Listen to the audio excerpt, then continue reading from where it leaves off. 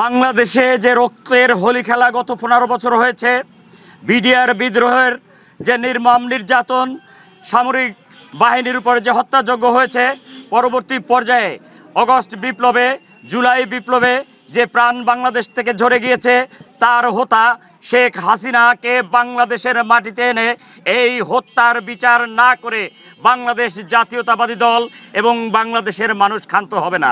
কাজেই আজকে Donald Trump নির্বাচিত হলে আওয়ামী সরকার বা আওয়ামী লীগের খুশি হওয়ার কোনো কারণ নাই।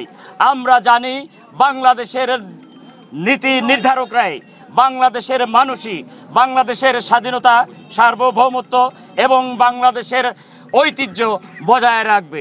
ডোনাল্ড ট্রাম্প, বাইডেন, ওবামা বাংলাদেশের মানুষের স্বাধীনতা সার্বভৌমত্ব এনে দেয় নাই। বাংলাদেশের মানুষ বাংলাদেশের স্বাধীনতা সার্বভৌমত্ব এনেছে, বাংলাদেশের ছাত্র জনতা পুনরায় স্বাধীনতা এনেছে।